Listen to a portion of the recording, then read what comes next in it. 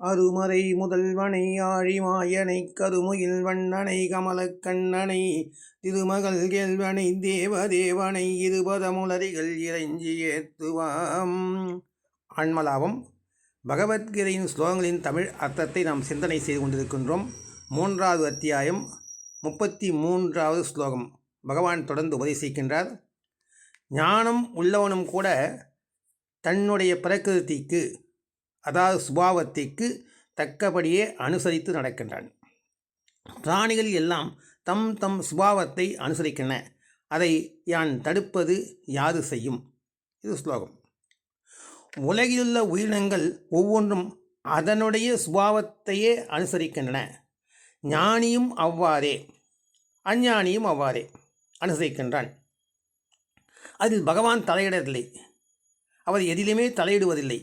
அது சரியே, ஒவ்வொருவரும் அவரவர் சுபாவத்துக்கு நடந்து கொள்ளும்போது ஞானிக்கும் அஞ்ஞானிக்கும் பேதம் என்ன? எதில் அவர்கள் இருவரும் வித்தியாசப்படுகின்றார்கள்? வித்தியாசம் இல்லை என்றால் ஞானி அஞ்ஞானி என்று தனித்தனியாக குறிப்பிட்டு சொல்ல வேண்டிய அவசியம் என்ன? இதற்கு மகான்களின் கீதோபதேச உரையில் அருமையான விளக்கங்கள்லாம் கிடைக்கின்றது. ஞானி பிரகிருதி, அதாவது இயற்கைக்கு ஏற்றவாறு இணைந்து செல்கின்றான். அஞ்ஞானி அவனுடைய சுபாவத்துக்கு நடந்து கொள்கின்றான். இதுதான் வித்தியாசம். தேகம் இருக்கிறது, ஜுரம் வருகிறது, நோய் வருகிறது என்று வைத்துக்கொள்வோம். அஞ்ஞானி என்ன நினைக்கின்றான்? ஐயோ, எனக்கு உடல் நலம் போய்விட்டதே, நோய் வந்துவிட்டதே, என்ன செய்வேன் என்று பதறுகின்றான். ஞானியோ தேகம் என்று இருந்தால் அதற்கு ஏதாவது வரத்தான் செய்யும், வந்துவிட்டு போகட்டும் என்பான். குளிர்காலத்தில் பனியும் வெயில் காலத்தில் வெப்பமும் இயற்கையின் சுபாவம். அதில் நாம் என்ன செய்ய முடியும்? அதைப்போல ஞானி இயற்கையோடு இணைந்து செல்கின்றான். கஷ்டம் வந்தால் உலகத்தில் உள்ளவரை இன்பம் மட்டுமே சாத்தியமல்ல, துன்பம் வரத்தான் நேரும், வரட்டும், வந்து விட்டு போகட்டும் என்று ஞானி இருப்பான். உலகத்தில் இருக்கின்றவரை இன்பம் துன்பம் வரத்தான் செய்யும். வருவதை ஏற்றுக்கொள்ளும் மனப்பக்குவம் ஞானியிடம் இருக்கின்றது. ஏற்கும்போது மனதில் எந்தவித விகற்பமும், அதாவது வந்துவிட்டதே என்று அங்கலாய்ப்போ அல்லது சந்தோஷமோ இன்றி, முணுமுணுப்பின்றி ஞானி நடந்து கொள்வான். அதனால் அவன் எந்த துக்கமும் இன்பமும் தீண்டாது. அஞ்ஞானி அப்படியல்ல, எல்லா நிகழ்வுகளோடும் தன்னை புனைத்து கொண்டு தன்னுடைய சுபாவத்தில் கலந்து விடுவதால் கஷ்டப்படுகிறான். ஞானி விடாத சக்தியின், அந்த மிகப்பெரிய பிரம்ம சக்தியின் விருப்பத்திற்கு விட்டு விடுகின்றான். அவனுக்கென்று தனி விருப்பம் எதையும் வைத்து கொள்வதில்லை. அஞ்ஞானி சுய விருப்பத்தில் வாழ்கின்றான். இருவருக்கும் மனோபாவனையில்தான் வித்தியாசம். மகான்கள் இந்த ஸ்லோகத்திற்கு இப்படி விளக்கம் சொல்லுகின்றார்கள். கிருஷ்ணன் அர்ஜுனனுக்கு சமர்ப்பணத்திற்காக இதை புரிய வைக்கின்றார். அதுவே மூலமான விதி. அங்கே மனிதன் தன்னை விட்டு விட்டு இறைவனை அடைகின்றான். அந்த சமர்ப்பணத்திற்காக ஒவ்வொரு மனிதனும் தனித்தனி இயற்கை குணங்களின் வசப்பட்டு கர்மங்களை புரிகின்றான். ஞானியும் அஞ்ஞானியும் 2 பேருமே கர்மங்களை செய்கின்றார்கள். இதில் யாருடைய திடமான பிடிவாதம் எதுவும் செய்ய முடியாது. ஞானியும் இறந்து போகின்றான், அஞ்ஞானியும் இறந்து போகின்றான். யாருடைய திடமும் பிடிவாதம் இதில் எதுவும் செய்ய முடியாது. ஏனென்றால் தேகத்தின் குணதர்மம் பிறந்தவை அனைத்தும் இறக்க வேண்டியவை என்பது. உண்மையில் என்றைய தினம் பிறந்தோமோ அன்றே இறப்பும் ஆரம்பமாகிவிட்டது. இதை நாம் புரிந்து கொள்ள வேண்டும். ஞானியும் வாழ்கின்றான், அஞ்ஞானியும் வாழ்கின்றான். அப்படியானால் வித்தியாசம் எதில் இருக்கிறது? அஞ்ஞானி பிடிவாதமாக இயற்கையின் குணங்களோடு போராடியவாறு வாழ்கின்றான், தோல்வியடைகின்றான். ஆனால் அவசியம் போராடுகின்றான் அஞ்ஞானி. ஆனால் ஞானி இயற்கையின் குணங்கள் இயங்குகின்றன என்று அறிந்து இயற்கையோடு போரிடாமல் இருக்கின்றான். அதனால் தோல்வியடைவதில்லை, சாட்சி பாவத்துடன் இருக்கின்றான். மரணம் இருவருக்கும் ஏற்படுகின்றது. ஞானிக்கும் சரி, அஞ்ஞானிக்கும் சரி, மரணம் வரத்தான் செய்கிறது. அஞ்ஞானி நான் இறக்காமல் இருக்க வேண்டும் என்று முயற்சி செய்தவாறே இறந்து போகின்றான். ஞானியோ கைகளை விரித்து மரணத்தை தழுவியவாறு மரணம் இயற்கையானது என்ற அமைதியோடு இறக்கின்றான். ஆனால் அஞ்ஞானிக்கு மரணத்தின் வேதனை வாட்டுகின்றது. ஞானிக்கு மரண வேதனை வாட்டுவதில்லை. அஞ்ஞானி மரணத்தை பற்றி பயமும் பீதியும் அடைந்து நடுங்கியவாறு இறக்கின்றான். ஞானி ஆனந்தத்தால் ஆனந்தமாக இறக்கின்றான்.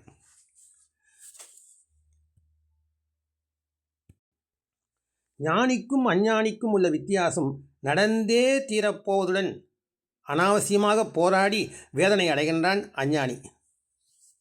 நடந்தே தீரப்போவதை சகஜமாக ஏற்றுக்கொண்டு கவலையற்று செல்கின்றான் ஞானி என்பதுதான் வித்தியாசம். இயற்கையின் குணம் இரண்டு பேரிடம் ஒரே விதமாக இயங்குகிறது. அது எந்த வித்தியாசமும் இல்லை. இயற்கை ஞானியையும் அஞ்ஞானியும் வேறாக பார்ப்பதில்லை. இயற்கைக்கு தன் கர்மம் உள்ளது, தன் ஏற்பாடுகள் உள்ளன, தனது குண தர்மங்களின் யாத்திரை இருக்கின்றது. இயற்கை அதன்படி சென்று கொண்டே இருக்கும். அது ஒருபொழுதும் கவனிப்பதில்லை. கவனிப்பதன் பிரச்சனையே இல்லை. அதனால் எதிர்த்து நிற்கும் தர்மம் வீணானதே என்று சொல்லுகின்றார் பகவான் கிருஷ்ணர். ஏன் அவர் அர்ஜுனனும் இதை கூறுகின்றார்? அர்ஜுனன் சற்று பிடிவாத தர்மத்தில் இறங்குவதால் அவன் சத்திரியனாக இருப்பதை விட்டுவிட்டு ஓடுகிறேன், போரை நிறுத்துகிறேன், அதை செய்ய மாட்டேன் என்று சொல்லுகின்றான். ஜனங்களை கொல்ல மாட்டேன் என்கிறான். கிருஷ்ணர் சொல்லுகின்றார், யாருக்கு இறந்தே ஆக வேண்டுமோ அவர்கள் இறப்பார்கள். நீ அனாவசியமாக வக்ர தர்மத்தை பேசுகிறாய். நான் அடிக்க மாட்டேன், நான் அடிப்பேன் என்ற இவை இரண்டுமே ஹட தர்மம், பிடிவாதமாக சொல்லக்கூடியது, வெறிச்செயலே. ஆயுள் முடிந்தவர் இறந்து போவார், ஆயுள் முடியாதவர் இறப்பதில்லை. கிருஷ்ணனுடைய கணக்கு மிகவும் தெளிவானது. நீ இதில் அனாவசியமாக பிடிவாதம் பிடிக்காதே என்று சொல்லுகின்றார். நீ இந்த போர் என்ற நாடகத்தில் ஒரு பாத்திரமாக இரு. இறைவனிடமிருந்து உன்னிடம் என்ன விழுகின்றதோ அதை நடக்க விடு. இயற்கையினால் நேர்வதை நேரவிடு, குறுக்கே வராதே, உன்னை இடையில் கொண்டு வராதே என்கிறார் பகவான். ஞானிக்கும் அஞ்ஞானிக்கும் வித்தியாசம் இவ்வளவே. சம்பவங்கள் அவையே நேருகின்றன. தோற்றம் வேறாக இருக்கிறது, காணும் கோணம் வேறாக இருக்கிறது. நோய் வருகின்றது, அஞ்ஞானி மார்பில் அடித்து கொண்டு அழுகின்றான், நோய் வந்துவிட்டதே என்று. ஞானி நோய் வந்திருக்கிறது என்பதை ஏற்றுக்கொள்கிறான். தேகத்தின் தர்மம் அவன் நோய்வாய்ப்பட்டது. இல்லாவிட்டால் இறப்பது எப்படி, கிழவனாவது எப்படி? அஞ்ஞானி ஒவ்வொரு விஷயத்திற்கும் வேதனையும் கலக்கம் அடைவான். இது ஏன் இப்படி நேருகின்றது என்று. சில சமயம் நேராவிட்டாலும் வேதனை அடைவான். ஏன் நேரவில்லை என்று. நடந்தபோது கவலைப்பட்டால் சரிதான், நடக்காவிட்டாலும் கவலை. பகவான் கிருஷ்ணர் இங்கே சொல்ல வருவது, நீ பிடிவாதத்தையோ வக்ர புத்தியையோ காட்டாதே. காட்டினால் சமர்ப்பணம் செய்வது இயலாத காரியம். பிடிவாதம் இல்லாமல் இருந்தால் சமர்ப்பணம் செய்வது சாத்தியம் என்று அறிவுறுத்துகின்றார். வக்கரமான எதிர்ப்பு காட்டாதவர்களே சமர்ப்பணம் செய்ய முடியும். இயற்கை எதிர்த்து வக்கரமாக நடப்பவன் ஒரு காலம் சமர்ப்பணம் செய்ய முடியாது என்கிறார். அடுத்த ஸ்லோகம் 3வது அத்தியாயம் 34வது ஸ்லோகம். விருப்பு வெறுப்புகள் அந்தந்த இந்திரியத்தினுடைய சப்தம் பரிசம் முதலான விஷயங்களிலேயும் அமைந்திருக்கின்றன. ஒருவனும் அந்த ராகத்வேஷாதிகளின் வசத்தை அடையக்கூடாது. ஏனென்றால் அந்தந்த ராகத்வேஷாதிகள் இவனுக்கு விரோதிகளாக இருக்கின்றன. இது ஸ்லோகம். ஞானியும் அஞ்ஞானியும் அவரவர் சுபாவத்திற்கு தக்கபடி நடந்து கொள்கின்றார்கள் என்று சென்ற ஸ்லோகத்தில் விளக்கினார் பகவான். ஞானியை விட்டுவிடலாம். அஞ்ஞானி ஏன் அவனுடைய சுபாவத்திற்கு தக்கபடியே செயல்படுகின்றான்? அஞ்ஞானி அவனுடைய சுபாவத்திற்கு ஏன் செயல்படுகின்றான்? காரணம் என்ன? இதில் சொல்கின்றார். ராகத்வேஷம், விருப்பு வெறுப்பு. இந்த விருப்பு வெறுப்பு இது இரட்டைகள், துவந்துவம் என்று சொல்கின்றார்கள். விருப்பு வெறுப்பு, இன்பம் துன்பம், உறவு பிரிவு, இவையெல்லாம் இரட்டைகள். இவர்கள் எப்பொழுதுமே இரண்டாகத்தான் இருக்கும். இந்த விருப்பு வெறுப்பு நம்மை எல்லாம் ஆட்டி படைக்கின்றன. இவைகள் அந்தந்த இந்திரியங்களின் புலன்களின் விஷயங்களில் இருக்கின்றன என்று கூறுகின்றார். இதை கூர்ந்து கவனிக்க வேண்டும். சில நூல்களில் ஒவ்வொரு பொருளிலும் விஷயத்திலும் விருப்பு வெறுப்புகள் இருப்பது போல பகவான் தெரிவித்திருப்பதாக சொல்லப்பட்டுள்ளது. அந்த பொருளில் இந்த ஸ்லோகத்தை நாம் அணுகக்கூடாது என்றும், புலன்களில்தான் விருப்பு வெறுப்புகள் உள்ளன என்ற கோணத்தில் எடுத்துக்கொள்ள வேண்டும் என்றும் அவைகளில் விளக்கி காட்டப்பட்டிருக்கிறது. ஸ்லோகத்தை நன்கு கவனியுங்கள். கீதையில் சொற்கள் ஏதோ சொல்ல வேண்டும் என்பதற்காக பயன்படுத்தப்படவில்லை. மிகவும் ஜாக்கிரதையாக சொற்கள் கையாளப்பட்டிருப்பதை பல இடங்களில் படித்திருக்கிறோம். இந்திரியத்தின் விஷயங்களில் விருப்பு வெறுப்புகள் உள்ளதாகத்தான் தெரிவிக்கப்பட்டுள்ளது. கதவு இருக்கிறது, அதன் விஷயம் திறந்து மூடுவது. கடிகாரம் இருக்கிறது, அதன் விஷயம் ஓடிக்கொண்டே இருக்க வேண்டும். அதேபோல் கைகளின் விஷயம் எடுத்தல் கொடுத்தல் இதுதான். கால்களுக்கு விஷயம் நடத்தல், ஓடுதல். இவைகளுக்கு அறிவில்லை. ஆனால் கண், காது ஆகிய ஐம்புலன்களுக்கு விஷயமாவது கண்ணுக்கு பார்ப்பது, காதுக்கு கேட்பது, மூக்குக்கு முகர்வது போன்றவையாகும்.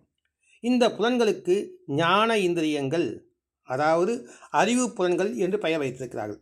அப்படியானால் இவைகளுக்கு அறிவு உள்ளதா என்று கேள்வி எழுகின்றது.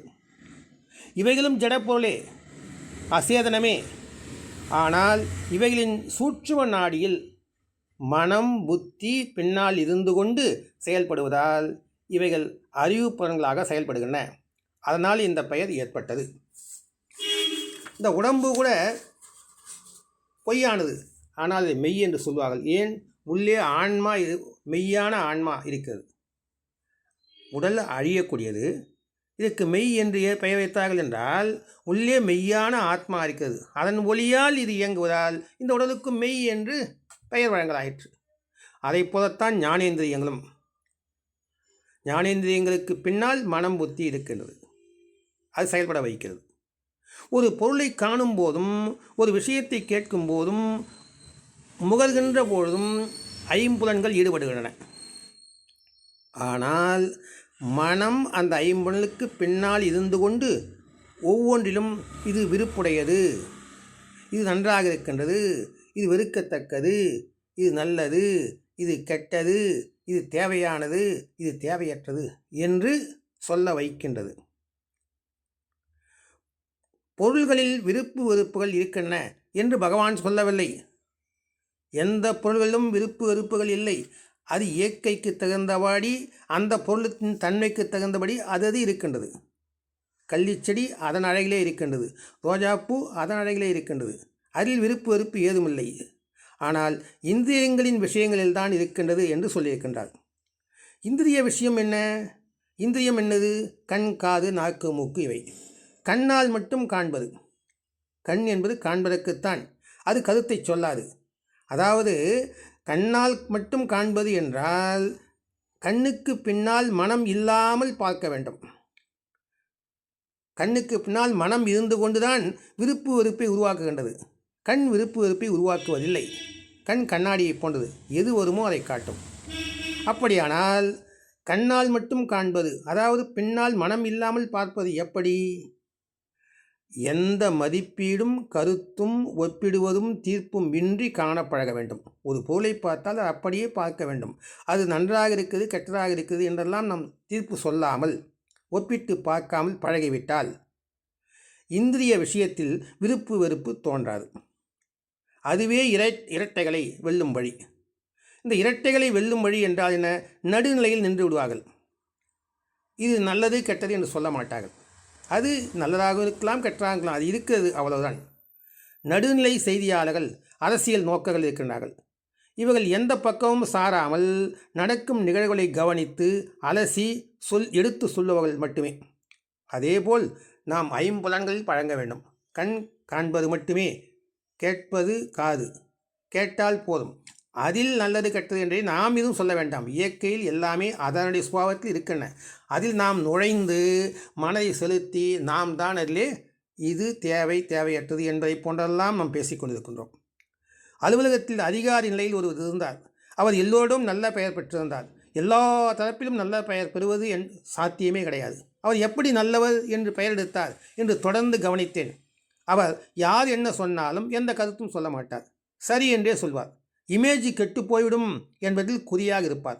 அவருக்கு மேலதிகாரிகள் என்ன தொல்லை கொடுத்தாலும் அது தவறு என்றோ, இப்படி மேலதிகாரிகள் இருக்கின்றார்கள் என்றோ சொல்ல மாட்டார். அவருக்கு வேண்டப்பட்ட 2 நண்பர்கள் வாரம் புரிந்து தீவிரமாக வாக்குவாதத்தில் ஈடுபட்டாலும் பார்த்து கொண்டே இருப்பார். எல்லாம் முடிந்த பின்பு தனியே அவரிடம் சென்று வாதம் புரிந்தவரில் ஒருவர், என்ன இப்படி அவர் பேசிட்டு போயாரே என்று கேட்டால், அப்போது சொல்வார், போகட்டும், என்ன செய்வது என்று. அவருடைய மனதில் கருத்துகள் தீர்ப்புகள் இருப்பது சில சமயங்களில் மட்டுமே வெளிப்படும். இது நடுநிலை ஆகாது. மனதில் உள்ளவற்றை சொல்லிவிட்டால் யாராவது ஒருவருக்கு கெட்டவராக பட்டுவிடும் என ஒதுங்கி விடுவது. இதில் கருத்துகள் மனதில் புழங்குகின்றன. எல்லோரும் நல்ல பெயர் பெற அந்த கருத்தையே வெளியே சொல்வதாகவே இல்லை, அவர் சொல்வதே இல்லை, அவ்வளவுதான். நடுநிலை என்பது எந்த புறத்திலும் மனதாலும் சார்ந்திருக்காத நிலையே. கருத்து ஒப்பீடு எழாத நிலை. ஒரு பொருளை பார்த்தால் எந்த ஒரு கருத்தும் ஒப்பீடு கம்பாரிசனும் எழக்கூடாது. இதனால் விருப்பு வெறுப்புகள் விழுந்துவிடும். இதுதான் நடுநிலை என்று பகவான் சொல்கின்றார். இதைத்தான் கண்ணால் பார்ப்பது காதால் கேட்பது என்று சொல்வது. தொடர்ந்து பார்க்கலாம். ஓம் தத்சத் ஸ்ரீ கிருஷ்ணாய பரபிரம்மணே நமக.